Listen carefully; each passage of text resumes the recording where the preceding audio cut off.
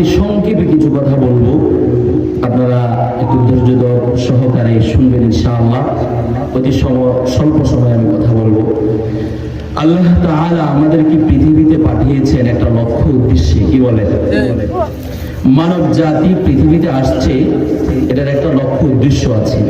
মানুষকে আল্লাহ তাআলা অনর্থক সৃষ্টি করেন নাই, পৃথিবীতে অনর্থক পাঠান নাই। একটা আল্লাহর উদ্দেশ্য আছে না নাই? আমাদের জানমালটা আল্লাহ। আল্লাহ তাআলা বলেছেন, ইন্নাল্লাহা আশতারা মিনাল মুমিনিনা আনফুসাহুম ওয়া আমওয়ালাহুম বিআন্না লাহুমুল জান্নাহ। বান্দা, তোমার জানমাল আমার, এবং এর বিনিময়ে আমি তোমাকে জান্নাত দান করব। সুবহানাল্লাহ। তাহলে জানমাল কার? এই জানমালটা ব্যবহার করার জন্য আল্লাহ পৃথিবীতে কাউকে 60 বছর 70 বছর আল্লাহ হায়াত দিয়েছেন। বলে যাও, এই 60 বছর 70 বছর 80 বছর 100 বছর তুমি পৃথিবীতে বসবাস করবা, এবং আমার কোরআন নবীর সুন্নাহ অনুযায়ী তুমি পুরো জীবনটাকে চালাবা, আমি আর বিনিময়ে তোমাকে জান্নাত দান করব। সুবহানাল্লাহ। আমার প্রশ্ন হচ্ছে, জগতের মুসলমান, আজকে আমাদের লক্ষ্য উদ্দেশ্য হচ্ছে জান্নাত। আমরা সকলে জান্নাতে যেতে চাই কিনা? কেউ তো জাহান্নামে যেতে চায় না। হিন্দুরাও বলে আমরা নরকে যাব না, আমরা স্বর্গে যাব, বলে কিনা?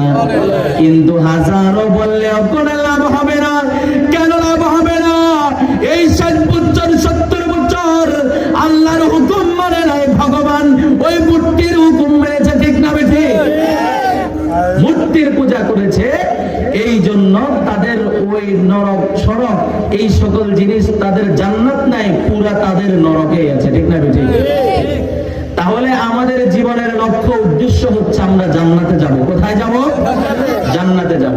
কিন্তু আফসোসের বিষয়, আমাদের লক্ষ্য উদ্দেশ্য কিন্তু আমরা জান্নাতে যাব, এই লক্ষ্য উদ্দেশ্য আমাদের ঠিক আছে, কিন্তু লক্ষ্য উদ্দেশ্য অনুযায়ী আমাদের কাজ ঠিক নাই। ঠিক না বেঠি?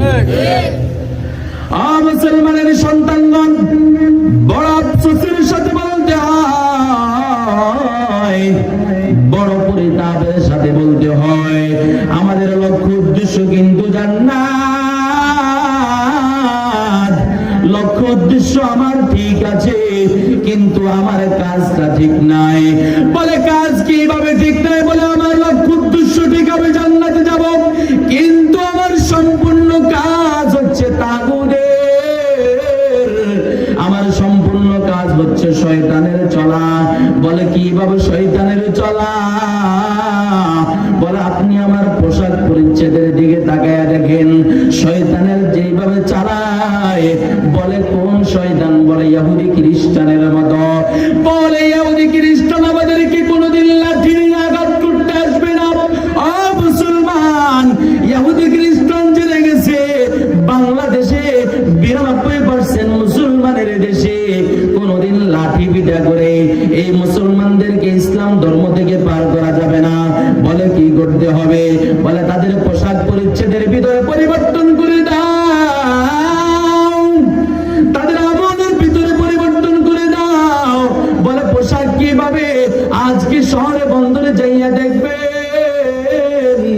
শহরে বন্দরে যখন মেয়েগুলো পোশাক পরিধান করে, একটা বৃদ্ধ বাবাজি যখন মেয়ের দিকে তাকায়, তারও খায়েশাত সৃষ্টি হয় কিনা? ওই খ্রিস্টানরা বুঝে গেছে যে মুসলমানদের এই নারীদেরকে যদি আমি এই নগ্ন পোশাকগুলো পরিধান করাতে পারি, তাহলে অটোমেটিক ভাবে তার ঈমান দুর্বল হতে থাকবে, ঈমান দুর্বল হতে থাকবে। এমন একটা সময় আসবে, ওই সময় তার ঈমানটা এত পরিমাণ দুর্বল হয়ে যাবে, তার জবান দিয়ে নাস্তিকবাদের কথা বের হতে দ্বিধাবোধ করবে না। এরকম আছে না নাই? আছে না নাই? মুসলমানের ঘরে জন্ম নিয়ে, মুসলমানের ঘরে জন্ম নিয়ে ইসলাম দাবি করে সে তার জবান দিয়ে নাস্তিকবাদের কথা বের করে, এরকম নাস্তিক আছে না না? প্রিয় মুসলমান, বলতে চাইছিলাম আমাদের লক্ষ্য উদ্দেশ্য ঠিক।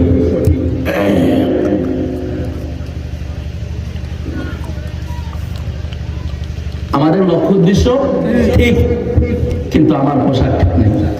আমার লক্ষ্য উদ্দেশ্য ঠিক, কিন্তু আমার চুলের কাটিং ঠিক নাই। আছে না নাই? আরে যুবকেরা রাখে দেখো লম্বা চুল, কানেতে পড়ে আরো মেয়েদের দুল। আছে না নাই? গড়ির বদলে হাতে রাখে ব্যাসলাইট, মেয়েদের দেখে সেটা করে আরো টাইট। আছে না নাই? সারাদিন ঘুরে ফিরে পথের ধারে মোবাইলে তুলে রাখে যুবতীর ছবি। ওরে বায় হায় হায় কি যে করি, নিজের দুঃখে মোরা নিজেই মরি। এরকম যুবক আছে না নাই? ও পৃথিবীর মানুষ শোনো, আমার লক্ষ্য উদ্দেশ্য ঠিক, কিন্তু আমার চুলের কাটিংটা বিদর্মীদের মতো হয়। আমার চুলের কাটিংটা মুহাম্মদী কাটিং হয় না, আমার চুলের কাটিংটা বিদর্মীদের মতো হয়। আমার চলাফেরা পোশাক পরিচ্ছদ বিদর্মীদের মতো হয়। এই জন্য বলতে চাইছি বন্ধু, লক্ষ্য উদ্দেশ্য যে পথে যাবে সেই পথে আমার কাজও চলতে হবে, হবে কিনা? লক্ষ্য উদ্দেশ্য যেই পথে আমার কাজ হতে হবে সেই পথে। লক্ষ্য উদ্দেশ্য একদিকে, কাজ হবে জাহান্নামের পথে, এটা হবে না, হবে না, হবে না। ঠিক না ঠিক? এই জন্য প্রিয় মুসলমান, আমাদের লক্ষ্য উদ্দেশ্য যেদিকে সেদিকেই আমাদেরকে হাঁটতে হবে, জান্নাতের পথেই হাঁটতে হবে। অপ্রিয় মুসলমান, জান্নাতের পথে যদি আপনি না হাঁটেন, জাহান্নামের পথে যদি আপনি চলতেই চান, জান্নাতের পথে যদি আপনি না হাঁটেন, জান্নাতের পথে যদি না হাঁটেন, জাহান্নামের পথে চলতে থাকেন, বন্ধু কয়দিন পৃথিবীতে বাঁচবেন, কয়দিন বাঁচবেন? না না না, সকল মানুষ সব কিছু অস্বীকার করতে পারে, কিন্তু মৌত হবে যে এটা কেউ অস্বীকার করতে পারে না। পারে কিনা? মৌত হবে এটা কেউ অস্বীকার করতে পারে না। এই জন্য প্রিয় মুসলমান, আমার লক্ষ্য উদ্দেশ্য জান্নাতের দিকে, জান্নাতের দিকে চলতে হবে, কিন্তু আমার চলাফেরা সবকিছু জাহান্নামীদের মতো হচ্ছে। আজকে খ্রিস্টানদের মতো মানুষ নাচানাচি করেন। আজকে যেই রাত্র, এই রাত্র হচ্ছে হ্যাপি নিউ ইয়ার বলে যে এটা খ্রিস্টানের, ঠিক না ঠিক? এটা খ্রিস্টানের উৎপত্তি, মুসলমানের উৎপত্তি এটা নয়, মুসলমানদের আনন্দ এটা নয়। আমার নবীজি ঘোষণা করে না, জগতের মুসলমান শোনা, মান তাশাব্বাহা বিকওমিন ফাহুয়া মিনহুম।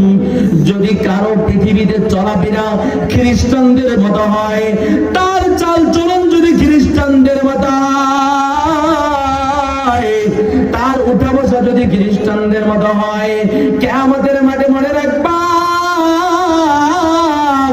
তার পৃথিবীতে যদি মুসলমানের ঘরে জন্ম হয়, মুসলমান নামধারী যদিও চলাফেরা করে, কিন্তু পৃথিবীতে খ্রিস্টানদের অনুসরণ করে চলার কারণে কিয়ামতের মাঠে তাকে খ্রিস্টানদের বিধর্মীদের কাতারে তাকে দাঁড় করানো হবে। নাউজুবিল্লাহ। আজকে দেখা যায় এই হ্যাপি নিউ ইয়ারের উদযাপনে বিভিন্ন বেহায়াপনাতে আমাদের মুসলমানদের সন্তানকে বেশি পাওয়া যায়, যায় কিনা বলেন? কেন? তাদের লক্ষ্য উদ্দেশ্য জান্নাতে যাবে, কিন্তু চলাফেরা কেন? কিয়ামতের মাঠে যদি খ্রিস্টানদের সাথে তাকে দাঁড় করানো হয়, মুসলমান তার পুরো বাঁচার উপায় আছে? উপায় নাই। এই জন্য প্রিয় মুসলমান, আমাদেরকে ভালো করে খেয়াল রাখতে হবে, কোনদিন আমাদের চাল চলন মুসলমানদের বিপরীত হওয়া যাবে না, খ্রিস্টানদের মতো হওয়া যাবে না, বিধর্মীদের মতো হওয়া যাবে না।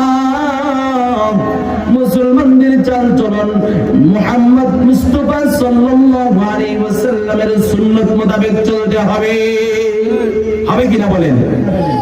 যদি না চলেন পৃথিবীতে, আপনি তো আজকে বলতে চাচ্ছেন যে আমি তো যেভাবে চলছি এভাবে পৃথিবীর মানুষ দেখছে, আমার এগুলো আবার ওই সময় কিভাবে উঠবে, ওই সময় কিছুই হবে না। যদি আবার নাস্তিকদের মতো এই সকল জিনিস আপনি বলতে চান, না না না, পৃথিবীতে সিসি ক্যামেরা আছে কিনা, আছে কিনা বলে বলে পৃথিবীতে যদি সিসি ক্যামেরা যদি অনেক আগের 10 বছর 20 বছর আগের ভিডিও যদি 20 বছর পরে আপনাকে দেখাইতে পারে, আমার আল্লাহ কি 60 বছর পরের যে গুনাহটা আপনি করেছেন এটা কি আল্লাহ দেখাইতে পারবে না? পারবে না। সিসি ক্যামেরা বানাইবার ক্ষমতা দিছে কে? পৃথিবীর বিজ্ঞানীদের এই সকল উৎপাদনের ক্ষমতা দিছে কে? যে আল্লাহ ক্ষমতা দিয়েছেন মানুষকে, তাই মানুষ সৃষ্টি করতে পেরেছে। ওই আল্লাহ বুঝি আবার 60 বছরের পরের জিনিস আপনাকে দেখাতে পারবে না? আল্লাহ দেখাবে কিভাবে? শুনবেননি, শুনবেননি, দেখায় কিভাবে? আল্লাহ তাআলা কোরআনে মাজিদের মধ্যে ইরশাদ করেন, আল ইয়াউমা নাখতিমু আলা আফওয়াহিহিম ওয়া তুকাল্লিমুনা আইদিহিম ওয়া তাশহাদু আরজুলুহুম বিমা কানু ইয়াকসিবুন।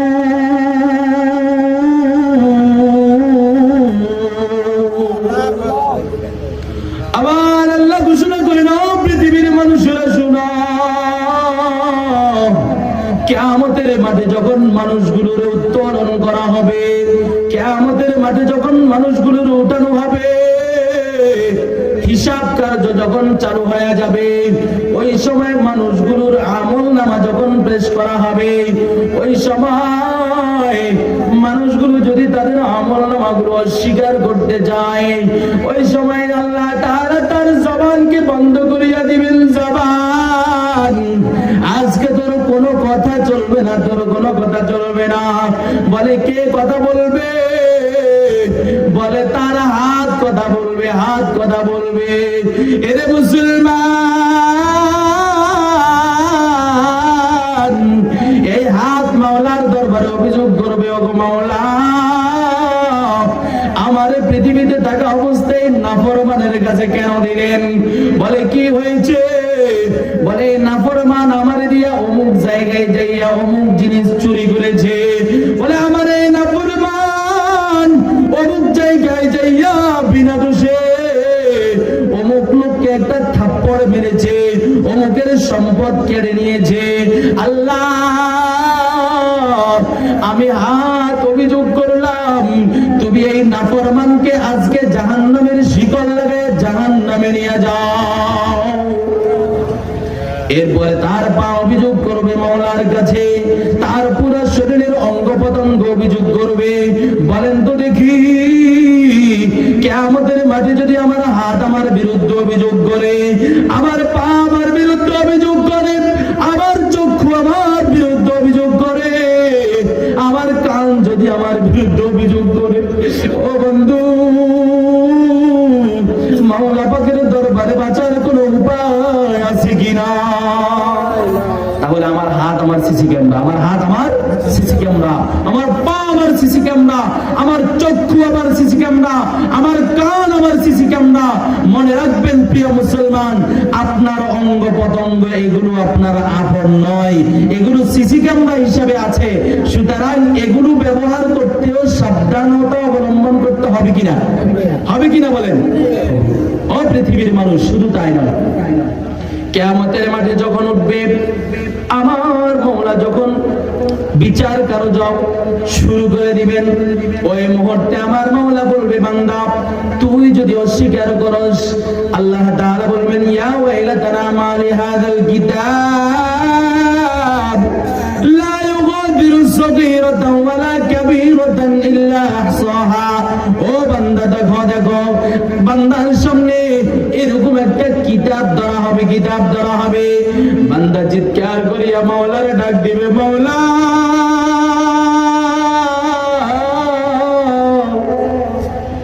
এটা কেমন কিতাব, এটা কেমন কিতাব?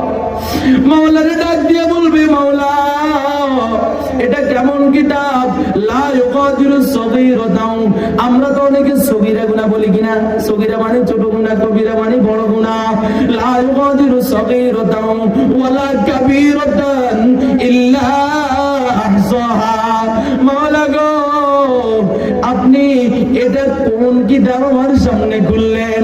এটার ভিতরে সগীরা গুনাহ, ছোট থেকে ছোট গুনাহ আমি করেছি, পৃথিবীর এমন জায়গায় করেছি, পৃথিবীর আলো বাতাস পশু পাখি কীট পতঙ্গ কোনো কিছু আমার টের পায় নাই, এমন একটা জায়গা আমি গুনাহ করলাম, অমুক জায়গায় যাইয়া।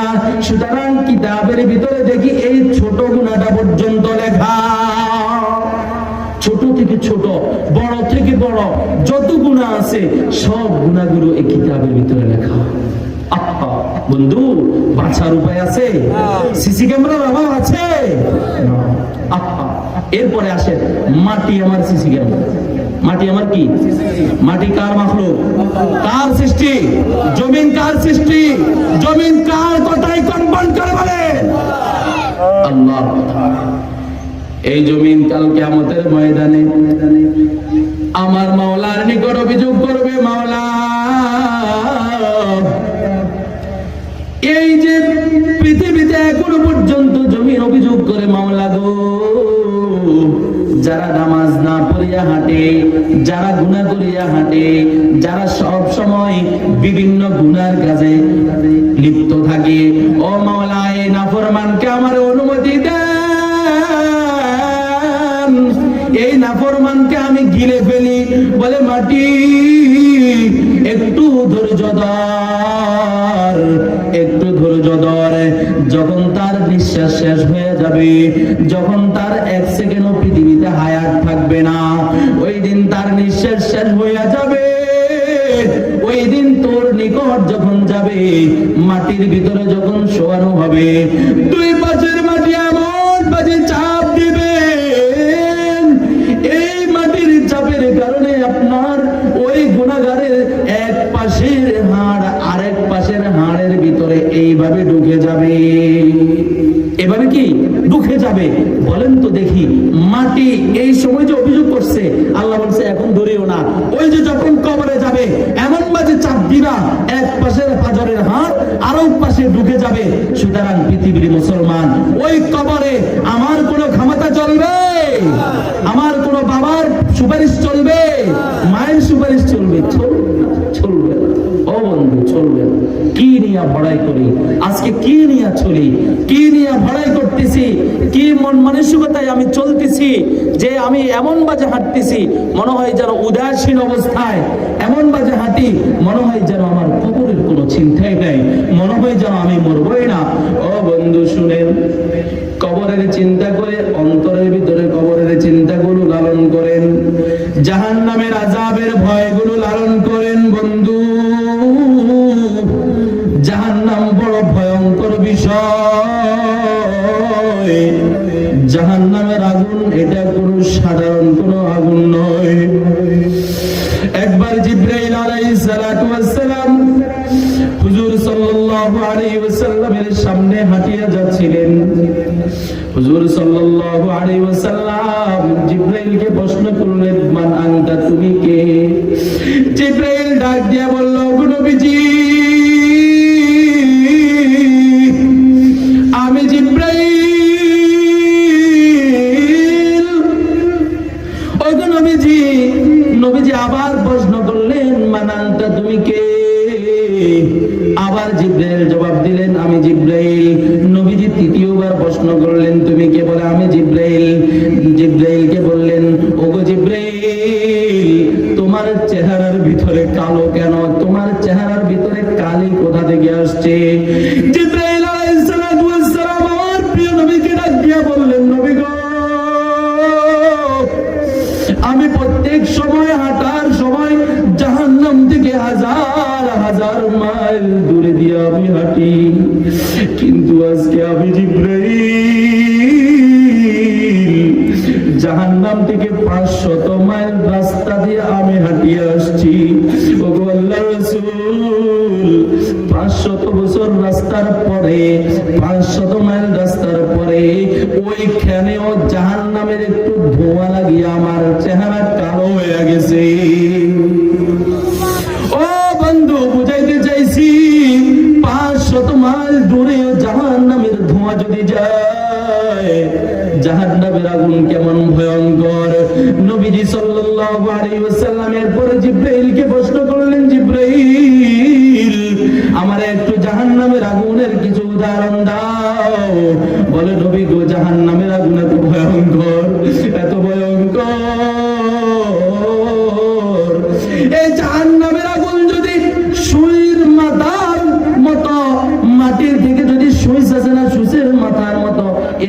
একটা ছিদ্র দিয়ে যদি পৃথিবীতে যদি জাহান্নামের একটা ঝলক উঠতো, এই পৃথিবীর গাছপালা তরুলতা সব জ্বলিয়া মিসমার হয়ে যেত। ও বন্ধু, শুধু তাই নয়, জাহান্নামের আগুন কেমন ভয়ঙ্কর। জিবরাইল ঘোষণা করলেন জাহান্নামের আগুনকে 1000 বছর জ্বালানোর পর এই জাহান্নামের আগুনগুলো লাল বর্ণের হয়ে গেছে। বলে লাল বর্ণের আগুনকে আবার 1000 বছর জ্বালানোর পর আবার এই আগুনটা সাদা বর্ণের হয়ে গেছে। বলে আগুনকে আবার 1000 বছর জ্বালানোর পর এই আগুনটা একেবারে কালো বর্ণের হয়ে গেছে। এত পরিমাণ ভয়ঙ্কর। ও বন্ধু, এই আগুনের ভিতরে জ্বলা আমার পক্ষে কোনোদিন সম্ভব হবে কি? আপনার পক্ষে সম্ভব হবে কি? এই জন্য বলি, ও মুসলমান, সব সময় চলতে ফিরতে জাহান্নামের আগুনের কথা ভাববো, জাহান্নামের ভয়গুলোর কথা ভাববো। আরে আমি আজকে চলতেছি ফিরতেছি, একদিন আমি থাকবো না। আমার সন্তান আমার কাজে নিয়া কবরে রেখে আসবি, ওই কবরের ভিতরে একা একা রেখে রেখে আমার এই সবাই চলে আসবি।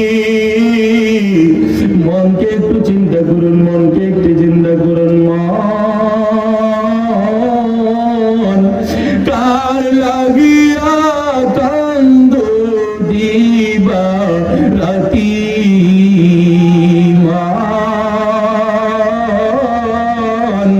কার লাগিয়া কান্দ দিবা রাতি।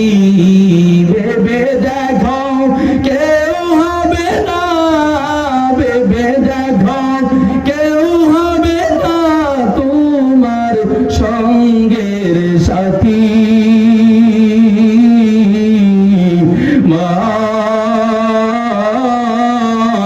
কার লাগিয়া কান্দ দিবা রাতি, আপন আপন বইলা জরে ভাবছো সারা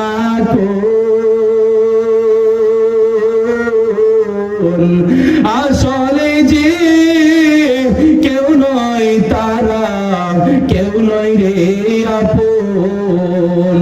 ও তুই আজ না হয় কাল বুঝবা একদিন রে, আজ না হয় কাল বুঝবা একদিন, নিপিলে জীবন বাতি। কার লাগিয়া কান্দ দিবা রাতি। বলেন তো দেখি, কেউ আপন হবে কিনা? কেউ আপন হবে না। বন্ধু, কিয়ামতের মাঠে যখন আমি আপনি উঠবো, ওই কিয়ামতের ময়দানে, হাসর ময়দানে, কি ময়দান, ওই হাসরের ময়দানে সূর্য 1 হাত বা 100 হাত মাথার উপরে থাকবে। এখন তো সূর্য উল্টা পিঠে আছে, ওই সময় বাড়িয়া পিঠে হয়ে যাবে। 70,000 মুখ আছে, এই 70,000 মুখ দিয়া প্রতিটি তাপ ছেড়ে দিবে। জাহান্নামের মাথার জাহান্নামীদের মাথার মগজগুলো টকবক টকবক ঘুরিয়ে উতরাইতে থাকবে, গ্রামের জাগরে আবুডুবু গাইতে থাকবে।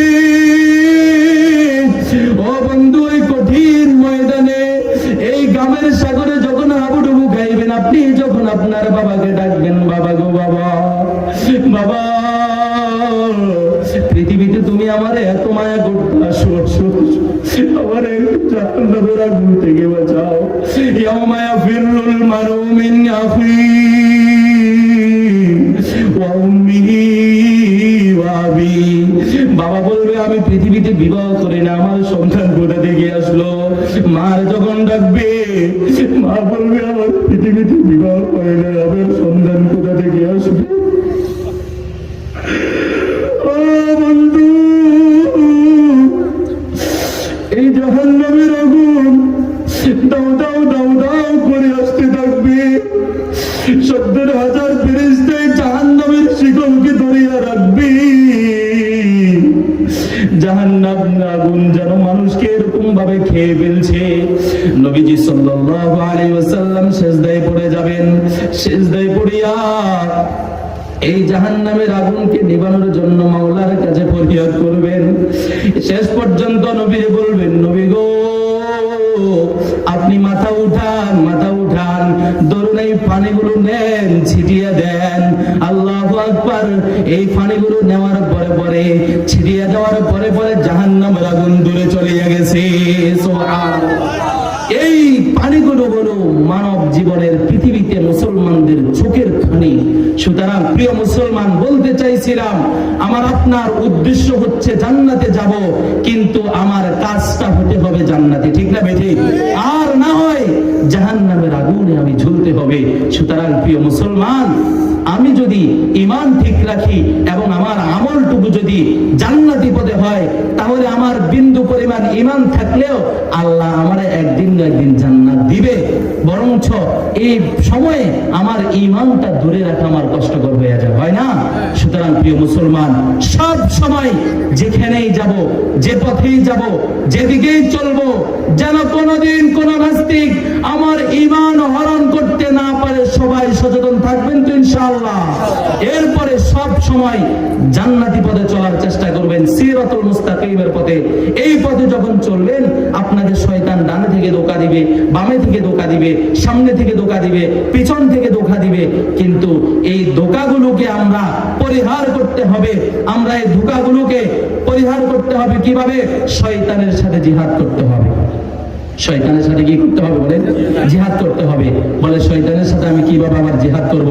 বলে শয়তানের সাথে এইভাবে জিহাদ করবেন, আমি আজকে নামাজ পড়বই পড়ব, আমার এই নামাজ ছাড়া আর কোনো কাজ নাই। সুতরাং আমার মনে যদি এরকম এরাদা থাকে, তাহলে আমি নামাজ পড়বো, তো পড়তে পারবো ইনশাআল্লাহ। বলে এক বুজুর্গ তাহাজ্জুদের নামাজ পড়তো। কি নামাজ পড়তো? প্রতিদিন তাহাজ্জুদের নামাজ পড়তো। তার তাহাজ্জুদের নামাজটা মিস যেত না।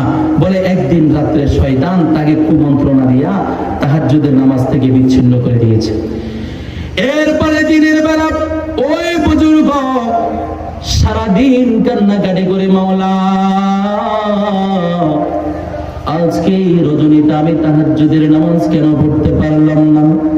সারাটা দিন কাঁদে, মাগরিব পর্যন্ত কাঁদলো। কাঁদার পরে শয়তান দেখলো যে আহারে তাহাজ্জুদের নামাজ থেকে মিস করলাম, কিন্তু দিনের থেকে ফজরের পর থেকে ওই যে রাত মাগরিব পর্যন্ত যে কান্নাকাটি করেছে, এটা তো তাহাজ্জুদ থেকে বেশি হয়ে গেছে। না না, আর এর তাহাজ্জুদ থেকে মিস করা যাবে না। পরের দিন আসিয়া তাহাজ্জুদের নামাজের সময় এরকম করবে। বলে কে কে? বলে আমি তো শয়তান। বলে কেন? তুই তো সমাজের এই নামাজ থেকে বিচ্ছিন্ন করে দিবি, এখন আবার কেন জায়গায় আসলি? বলে ভাই, তোরা আমি নামাজ থেকে বিচ্ছিন্ন করিয়া সারাদিন যে কান্না কাঁদছো তুমি, আমার এই তাহাজ্জুদের নামাজের চেয়েও আমল বেশি হয়ে গেছে। সুতরাং আগেরটা বালা, এই কারণে আমি আসি, তোমার জায়গায় দিলাম। সুতরাং প্রিয় মুসলমান, আমার ইচ্ছা যদি হয় যে আমি নামাজ পড়বই, আমার ইচ্ছা যদি হয় আমি গুনাহ করবই না, আমার ইচ্ছা যদি হয় আমি জান্নাতের পথে চলবো, সিরাতুল মুস্তাকিমের পথে চলবো, তাহলে শয়তান আমাকে বিভ্রাইতে পারবে না। সুতরাং প্রিয় মুসলমান, সব সময় এই মাহফিলের ময়দান থেকে আমরা আজকে ইরাদা করে যাই যে সব সময় আমরা সিরাতুল মুস্তাকিমের পথে চলবো তো ইনশাআল্লাহ।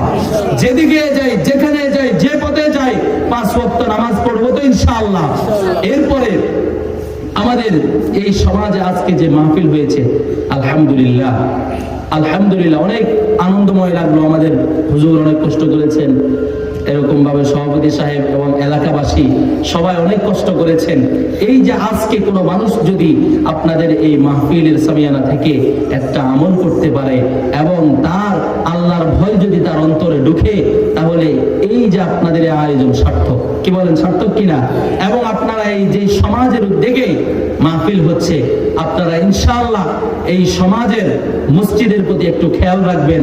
আমার মনে হয় আলহামদুলিল্লাহ আপনারা যদি সকলে খেয়াল রাখেন, এই মসজিদ ইনশাআল্লাহ বড় বিল্ডিং হবে, সুন্দর হবে, পরিবেশ হবে ইনশাআল্লাহ। কি বলেন, আপনাদের সমাজ আপনারা পরিবর্তন করতে চান কিনা? মসজিদ পরিবর্তন করতে চান কিনা? ইনশাআল্লাহ সকলেই এরাদা করব, সকলে চিন্তা করব, ইনশাআল্লাহ এই মসজিদ নিয়ে ফিকির করব। আমরা একজন মানুষ একদিকে যাইলাম, বলবো যে কোনো দানবীর মানুষকে দেখলে বলবো যে ভাই আমার তো একটা মসজিদ আছে, আপনি আপনার সিস্টেমে বলবেন এই আপনি কি মসজিদের জন্য চাইতে কোনো লজ্জা আছে? দ্বীনি প্রতিষ্ঠানের ক্ষেত্রে চাইতে কোনো লজ্জা আছে? না না। আল্লাহুম্মা আমিন। রব্বানা যালামনা আনফুসানা ওয়া ইল্লাম তাগফির লানা ওয়া তারহামনা লানাকুনান্না মিনাল খাসিরিন। ربنا آتنا في الدنيا حسنة وفي الآخرة حسنة وقنا عذاب النار رب ارحمهما كما ربياني صغيرا এই জীবনে না করিলাম বন্দেগী গুনাহ করে কাটাইলাম জিন্দেগী তওবা করে আবার তওবা ভাঙ্গিলাম তওবা করে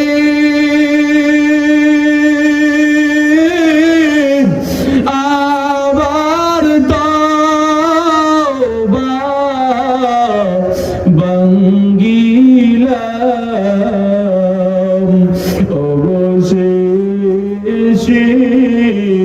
খাঁটি তওবা করিলাম সকলেরই দরজা হইতে আল্লাহ ফিরিয়া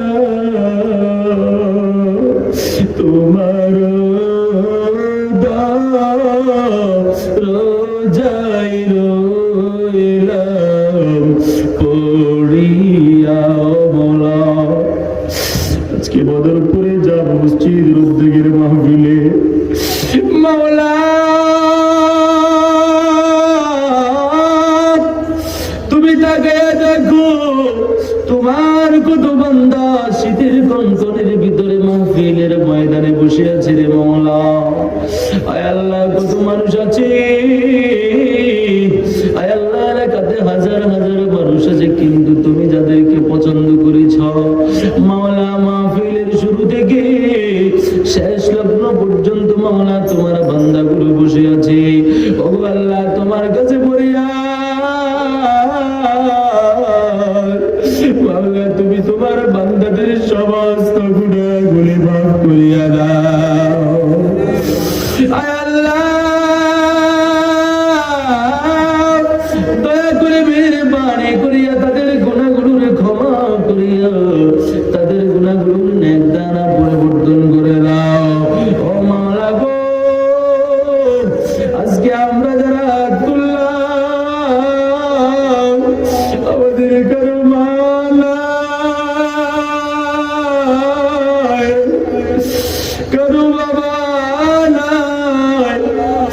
আয় আল্লাহ আজকে বাড়িতে যাইয়া মাকে মা বলিয়া ডাক দিতে পারে না, যাওয়ার সময় আগে মাকে বলে যাইতাম, মা দূর থেকে তাকাইয়া তাকাইয়া দেখতো, রাত্রিবেলা মা জাগিয়ে থাকতো আমার বাজানো কখন আসবে।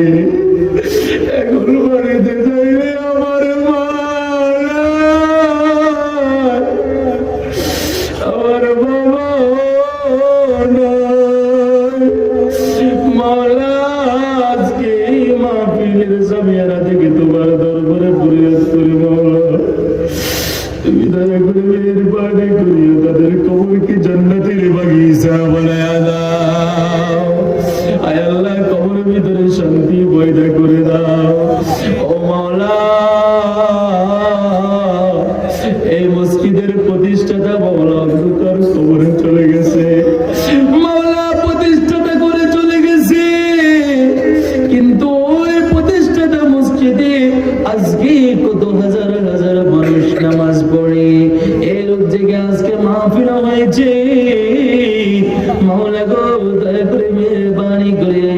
সওয়াবটুকু তার কবরে তুমি পৌঁছে দাও এবং তার কবরকে তুমি জান্নাতের বাগিচা বানায় দাও, তার কবরের সাথে জান্নাতের সাথে কানেকশন করিয়া দাও। ও মাওলা, এই সমাজের যত মুরব্বীরা অন্ধকার কবরে চলে গেছে, আল্লাহ সকলের কবরকে তুমি জান্নাতের বাগিচা বানায় দাও, সকলের কবরের ভিতরে শান্তি পয়দা করে দাও। ও মাওলা, আমরা যারা জীবিত আছি আমাদেরকে কবরের নেক আমল জোগাড় করার তৌফিক দিয়ে দাও। কোন দিন জানি মাওলা আমাদেরও ডাক চলে আসে রে মাওলা, আজকে আমার অমুক প্রিয়া তমুক প্রিয়া বলে ডাকে, কোন দিন আমার বাড়িতে মসজিদের পালকি কেনা নিয়ে উপস্থিত করে মাওলা জানি না। আল্লাহ, ওই দিন আসার আগে আগে আমাদেরকে পরিপূর্ণ মুসলমান বানায়া দাও, আমাদেরকে পরিপূর্ণ ইমানদার বানায়া দাও, পরিপূর্ণ জান্নাতবাসী বানায়া মাওলা তুমি কবরে ডাক দিও। আয় আল্লাহ, মাহফিলের জন্য মসজিদের জন্য যারা দান খয়রাত করেছে মাওলা সকলের দানকে কবুল আর মঞ্জুর করে নাও। আয় আল্লাহ, দানের উসিলা করে আল্লাহ তাদের রিজিকের বৃদ্ধি করে দাও মাওলা, ব্যবসা বাণিজ্যের ভিতরে বরকত দিয়ে দাও মাওলা, দয়া করে মেহেরবানি করে মাহফিলকে এলাকার জন্য নাজাতের জরিয়া বানায়া দাও। মাহফিলের ইন্তজাম যারা করেছে মাওলা তাদেরকে নেক হায়াত দিয়ে দাও মাওলা, এই উসিলা করে আল্লাহ তাদের সমস্ত গুনাহগুলি মাফ করিয়া দাও। আয় আল্লাহ, আমরা যারা অসুস্থ আছি মাওলা তুমি সুস্থ করে দাও, যারা বিপদগ্রস্ত আছে বিপদ থেকে উদ্ধার করিয়া দাও। অনেক মা বোন এসেছিল, যত মা বোন আল্লাহ ওয়াজ শোনার জন্য এসেছিল মাওলা সকলের গুনাহগুলো মাফ করে দাও, সকলকে নেক হায়াত দিয়ে দাও, সুস্থ হায়াত দিয়ে দাও মাওলা। আমাদের যখন মৃত্যু ডাক আসবে আমাদের মৃত্যুটা যেন নামাজের হালতে তোমার কুদরতি ভাই শেষ অবস্থায় সে তৌফিক দিয়ে দাও মাওলা। আমাদের যখন মৃত্যু ডাক আসবে আয় আল্লাহ, আজরাইল যখন আমাদের সামনে আসে উপস্থিত হবে ওই কঠিন মুহূর্তে গুনাহগার বান্দাদের মুখে জারি করে দিও লা ইলাহা ইল্লাল্লাহু মুহাম্মাদুর রাসূলুল্লাহ। আয় আল্লাহ, শেষে আরেকটা কথা মনে পড়ে গেল মাওলা, আয় আল্লাহ আজকে আল্লাহ আয় আল্লাহ তোমার এক বান্দি আয় আল্লাহ অন্ধকার কবরে চলে গেছে, যিনি আমাদের আয় আল্লাহ বাংলাদেশের প্রেসিডেন্ট ছিলেন, বাংলাদেশের আল্লাহ সরকার ছিলেন আয় আল্লাহ বেগম খালেদা জিয়া মাওলা, দলমত নির্বিশেষে আয় আল্লাহ ভুল দুটি মানুষের থাকতেই পারে মাওলা, দয়া করে মেহেরবানি করিয়া সকল ভুল দুটি ক্ষমা করিয়া আয় আল্লাহ তিনার কবরকে তুমি জান্নাতের বাগিচা বানিয়ে দাও। আয় আল্লাহ তিনার কবরকে জান্নাতের বাগিচা বানিয়ে দাও। আয় আল্লাহ দয়া করে মেহেরবানি করিয়া আয় আল্লাহ প্রেসিডেন্ট জিয়াউর রহমান আয় আল্লাহ উনিও চলে গেছে আরো অনেক আগে মাওলা, তিনার কবরকেও জান্নাতের বাগিচা বানিয়ে দাও। আয় আল্লাহ তিনার সন্তানদেরকে তিনাদের মতো দেশ পরিচালনা করার তৌফিক দিয়া দাও। বিজুদি সুবহানা রাব্বিকা রাব্বিল ইজ্জাতি আম্মা ইয়াসিফুন ওয়া সালামুন আলাল মুরসালিন ওয়ালহামদুলিল্লাহি রাব্বিল আলামিন।